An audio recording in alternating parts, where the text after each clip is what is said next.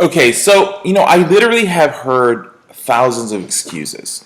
I think I've heard them all. And I haven't really heard anything new lately, but everything is always going to be the same. I've heard all the excuses and literally made it myself. And the ones who recognize them needs to learn how to be able to stop it. Because if you can stop it, you're going to win. You're going to hear marketers or even yourself internally tell yourself it's not time.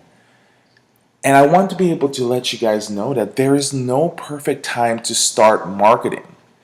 I actually would rather that you go out there and try, okay, and do something and actually create action. So there's really no perfect time. You will never perfect everything in your marketing. And so I want you guys to be aware of that there's no such thing as a perfect marketing program. If it was perfect, then every person you present to will start referring patients to you. So I truly suggest that the time is really now.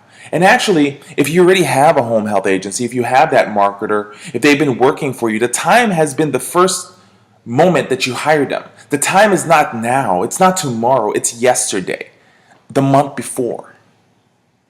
How many times have you postponed things only later to not even accomplish it or actually start on something? It goes the same exact way with your marketing. Now, I don't want you to do what we call the spaghetti marketing techniques. And this is a big problem that occurs. And spaghetti marketing are for marketers who are inexperienced, who doesn't know what to expect and is not prepared fully. What we call spaghetti marketing is that we have marketers that claim that they are marketers, that they have experience marketing. And when they go out to the field, all they think that they can do is stop by a doctor's office, say hello, and say, "Hi, here are my brochures, here's some free pens. Please use our agency. Please give us a call when you have any questions." And that is all that they do. And they do that because they've experienced rejection before. And we are in the business to be rejected. But the question is, whoever is willing to get rejected time and time again and do not let that particular rejection get to them will ultimately be able to have that successful company. And spaghetti marketing happens also when you walk into a doctor's office and a doctor says, "We don't have any patients," or "I don't have time to speak to you, just drop off your brochures."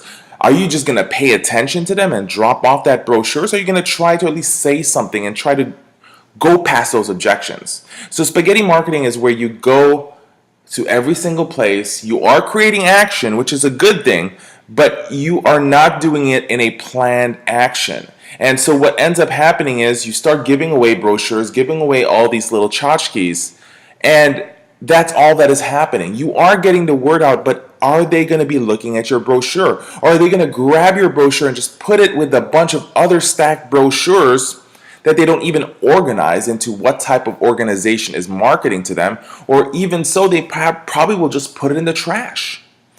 So avoid the spaghetti type marketing and avoid hiring people who are going to be doing that. And that is where we come in as a company, where we help you by practicing, by drilling and rehearsing with you, or teaching your administrators, your team, the owners, on how to be able to create scenarios for your marketing team and to see how they would react. And typically, if they can't react within a second or two from you giving them a scenario, then more likely it happens the same exact way outside in the field. Okay? And another excuse that a lot of people make is that we already have a marketer. And it goes back to the spaghetti type marketing, where you already have a marketer, yet are you monitoring what they're doing? Are you monitoring how many people they're visiting on a daily basis? Are you expecting them to give you a report on who they're going to be seeing next week? Not just a typical marketer that's going to say, "Well, I already have some planned visits next week." And when you ask them, "Well, who are you planning to visit next week?" "Oh, some doctors, some nursing homes, some administrators." No, don't just say some. Tell me who you're visiting because I want to be able to be part of that. If you're an administrator and owner of a company, or if you're a marketing manager, or if you are even just a marketer, you want to be able to have your plan ahead of time. You want to be able to know who you're visiting, who you're revisiting, who you're sending mailers to, who you're dropping off some cookies for, who you're bringing donuts to. Do you have a plan set up? And that is where you as a company have to make that determination on what your follow-up process is. Now, I will give you some guidelines later on what you need to do on how to be able to have a great follow-up process. Now, you can follow that system or you can kind of customize it yourself, but honestly, why reinvent the wheel when you can actually do something and actually add upon it would be a great thing, not changing it. The next thing is, a lot of people say, well, my employees, my family, my coworkers do not support me. And that is why I can't do good. Or that's why my company is not doing well, is because my employees suck. My employees, my nurses, my caregivers, my therapists, they don't turn in their paperwork on time. They don't show up to work on time. They don't visit the patients when they're supposed to. And because of that, I'm so succumb and I had to literally pay attention to that first before I have to market my company. Now, the biggest thing that you need to do is when you hire people, you need to be able to have a process with that. Have questions asked to bring in the right people to work for you and not just bring in just people to be able to fill in a gap. Especially your marketers. Just because they say they're experienced, that doesn't mean that they actually know how to market well. Can they produce? Can they bring in a constant amount of referrals on a monthly basis? And your family. You're going to hear people say, well, you know what? You have to keep the problems at the door and don't bring it into work. People that say that, they can't do that themselves. Your family is going to be part of you as a person. And you being affected by them will create some problems. But what you need to do is when you create that why on why you want to be able to be successful, why you want to be able to start a company, why you want to be able to be the best marketer in the area, is to be able to take care of your family, but ultimately take care of yourself.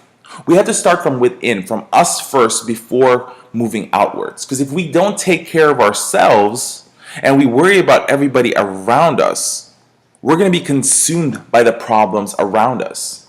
The next thing is your coworkers. They don't support you. If you decide to go crazy on your marketing and be aggressive, a lot of people can't handle people who are wanting to excel, wanting to succeed. That's what we call the haters sometimes, whether that's our family, our coworkers, our employees. But the most important thing is, once again, it's yourself. You want to succeed as a person. So what are you going to be doing? What are you going to be creating? What are you going to be expecting from your coworkers to do? Because if you can bring success to your company, well, then that means your coworkers gets to keep their jobs as well.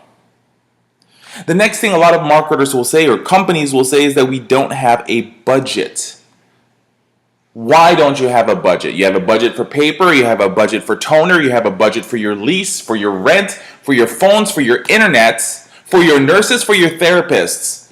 Yet the main part of your business, which is bringing in patients, you don't have a budget for. Now, I'm not saying go crazy and spend so much money out there for marketing products. You want to do it smartly, you want to do it correctly, and you want to be able to measure that you have a return on investment. So you definitely want to be able to have a budget. You want to have at least a minimum of $1,000 a month of budget. And that includes, from your gas mileage, from your pens that you're giving away, from your brochures, from your business cards, from the little cookies, the candies that you're doing. You want a budget. You need to be able to have a budget, especially what I want you to do. I want you to reach out to literally hundreds of doctors in a week. I literally want you to be able to be doing mailers every week. I want you to be able to do calls a week. Those are budgets. The time, the money that you spend to do all those, it's money. It's a budget. And we want to be able to create a budget that would work well for you. But you have to understand, you have to spend money to make money. And for you to literally get these referrals, you need to put some time, some effort, and some cash as well. Because that is how you're going to be able to get that. Now, I'm not saying pay the people. I'm not saying pay the physicians. If that ever happens, you run the other way. What I'm saying is this, is I'm saying that you need to be able to have a detailed budget, because guess what? That's going to go in your cost reports later on. It's going to go into your accounting later on. You get that money back. You can get a refund from that. Whatever you're spending in the company, it's perfectly fine on what you're doing. But the goal for you is to have success. And if you're telling me you don't have a budget for a marketing team, I will tell you that you don't have a company. And you should be scared if you work for that company. You should be scared for yourself if you owned a company. You want to be able to have a decent budget, but don't break the bank as well. And I am the person who's going to tell you that I don't believe in feeding the physicians lunches. Imagine if you had to feed 100 physicians in a month. Imagine how much that would cost you. So we don't want you to spend too much money, but we want you to be able to make sure you put an investment. It's not spending, it's an investment into your company. Okay, so let me move back there really quick. I'm sorry, I apologize for this one. Okay, great, here we go. So these are 4 categories of objections. Now these objections are used by us to prevent ourselves from actually creating action and having success, but it's also used against us. This is typically the 4 main objections about time. I don't have time to market. I don't have time to call physicians. I don't have time to be able to drop off items. Or physicians will tell you, I don't have time to speak to you. I don't have time because I'm busy with my patients. Or you're going to say to yourself, I don't have any money for a budget. I don't have any money to be able to pay for gas. I don't have money to pay for a marketer. And if you don't have money to pay for a marketer, then you better be marketing. If you're the owner, you're the marketer in the beginning until you can pay for a marketer so you can expand yourself. Some physicians will say to you, well, you know what? I don't have any money right now to have extra people in the office to be able to be helping you right now. Or they do the stall. You know what? Just leave your brochures. And when I get some time, I'll take a look at them. That's them stalling you to make you feel better, to get rid of you. You yourself are going to use a stall to create objections to stop you. What are you going to do? You're going to say, you know what? I'm just going to call the physicians tomorrow. I'm busy right now. I'm doing a few things in the office. I'm doing the accounting, or I'm doing the payroll right now. Or if you're a marketer, you're going to say, well, you know what? It's kind of rainy outside, so I'll just start marketing tomorrow. So these are stalls that we have to recognize. And if we can recognize these are what is preventing us from being able to be successful, then we can become successful. We can win. And the last thing is the products. You know, the physician may tell you, you know what? I don't see the need for your services. I don't believe in home health agencies. So how are you going to react to that? Or to yourself, you don't believe in your own services, your own nurses, your own coworkers, your own therapists. For you to be able to market a company, I've said this earlier on, was that you need to believe in the product. And if you don't believe in the product, you better improve the product so you can believe in it. Because it will transfer to people if you believe it or not. They will see that you yourself believe in it. They're going to see the enthusiasm. And you need to be enthused as well to be able to want to be able to tell people about the product, because you want to share a great thing. Have you ever bought something that was so amazing that you called your friend, you told your loved one, you told your sister, your brother that you got to try this. This is an amazing thing. And they believed you because they saw in your eyes that you actually believe in that product, and they're willing to try it. And that is something that you need to do in your services for your home care company, for your home health agency. Now, here's the additional excuses. Well, Michael, what if I fail? I spoke to a marketer and he said, Michael, I'm scared. I'm scared that if I fail, what will happen? What's going to happen when I fail? What's going to happen if I can't prove myself? And I said, John, listen, I'm going to tell you the truth. You are going to fail. And you're going to fail miserably. And he looked at me and he was shocked that I would say this. But I said, John, look, I'm here for you to be able to give you the information that you need. That no matter how you fail on one part, You're going to succeed elsewhere if you're willing to put the effort. I want you guys to experience failure, but when you experience that failure, to take that in turn and do better the next time and learn from your mistakes. You yourself are going to find out where you're weak at, and you need to be able to analyze yourself to be able to know how to actually go over that problem. But I'm going to give you all the information that you guys need. And I'm going to be here for you. If you guys want to give me a call, I'll share more information with you and find out where you're having problems with. But it's okay to fail. Thomas Edison, he said he didn't believe in failure. Somebody asked him about how many times did he fail when he was trying to create the light bulb. He said, something in a sense of, you know what, I didn't fail. I just found out 1,000 times or 1,000 ways how not to make a light bulb.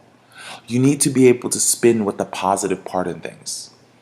I used to remember when I used to have failures every now and then when I'm marketing my company, and I've realized, I said, you know what, it would affect me so much how I couldn't get people to start referring patients to me, how I couldn't get doctors to call me back. And then there was that switch in time of the realization that it's not them, it's me. That I'm not doing things or I'm not improving things. I'm doing the same thing over and over again. What is working? What's going to work? I seeked people out there. I found people that made me believe in myself, that made me see that there are ways to learn things. I've read thousands of books, thousands of pages, hundreds of books on marketing, on selling, on self-improvement.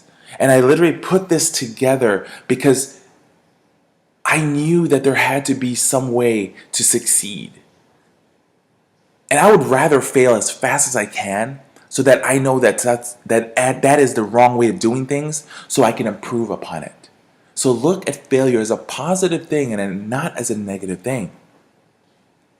Another thing people will say is, well, Michael, how will I manage it on my own? Well, that is where the formula happens. That is where this whole Home Health Success Academy formula put together. You need to be able to have a plan. You need to be able to create that. You need to follow it. Just like your policies and procedures for your nurses, for your caregivers, for your team in the office, you need to be able to create that great policy and procedure on how to market. How to market differently to a doctor, how to market differently to a nursing home, to a hospital. The only way you can manage yourself is if you have a plan, if you actually write out a plan. And I suggest people to literally, before you go to sleep every night, write down your plan for the next day so that you don't wake up the next day wondering, what am I going to do today? Do you have a month plan ahead of time? Do you actually have a marketing plan one season before? So if it's fall right now, I'm already planning for my winter marketing because it's a complete different thing for that. I want you guys to have a plan, and that's the only way you can manage yourself. And what we actually do here at Home Health Success Academy is that we work with home health agencies, home care companies, and we will write out the plan for you. We will literally follow up with your marketers, making sure that they're doing what we want them to do. And if we can help, I'll be glad to help your company. If you want to try this on your own, it's perfectly fine. You can do this. And if you have any problems, give me a call. I'll help out. A lot of other times in the beginning is that, well, Michael, I would tell people, it's like, who would want to refer to me? And I've had that question. Well, Michael, who would want to refer to me? I'm nobody. I'm no one. They don't know us yet. And that is the biggest problem with home health agencies, with companies like ours, is the fact that the reason why you're not succeeding yet or you're not getting referrals is obscurity. Nobody knows who you are. And exactly is a good question. Who would want to refer to me? If I ask myself that, my answer to that would be this now, okay, of course, would be the doctors want to refer to me, the nursing home wants to refer to me, the family members of patients would want to refer to me, The hospitals would want to refer to me. And if I start saying that to myself on who would want to refer to me, now I create a plan on how to be able to literally go after those people. A lot of times also, when we're going to be marketing, we better learn computers. Okay, if you don't know how to use a computer yet, you need to figure that out. And the reason why I say computers is it takes it to the next level. You need to learn techniques in social media. A lot of you folks found me in YouTube, found me in Google, found me in LinkedIn, found me in Facebook. And I do that to break past the obscurity, for people to find me even across to the United States, even in Canada. I even had a call from India one time. So you need to be great at computers. You don't have to be the best coder or website designer, but there are ways to actually take advantage of the computers. And we actually have advanced courses that'll teach you Facebook marketing, LinkedIn marketing, YouTube marketing. Like if you literally write home health marketing in YouTube right now, you will see most of my videos in the first 5 pages. Do you know how companies out there wish that they can be in the first page of Google, in the first page of YouTube? There's ways to go around these things, and I want to be able to help you guys, but you need to be able to create the base for yourself. A lot of times people will say, well, Michael, there's too many competitions. If you're in Chicago, there's over 800 within the Cook County area fighting for patients. In Florida, there's over 2,000. In California, there's over 1,500. In Texas, wow, Texas, there's a lot. But you know what? They're still running. They still exist. They're still making money. What can you do better than they can? If one agency has 100, 200 patients, why can't you have that? That's your question. Why can't I have that? When you ask yourself that, you then tell yourself, I can have that. And you deserve that. But for you to succeed, you need to put some investment in this whole thing of time, of learning, of experience. Look, failure is proof that you tried. Now go try again. And I love this quote, success is not final. Failure is not fail. It is the courage to continue that counts. And when you decide not to continue, that is when you're going to fail.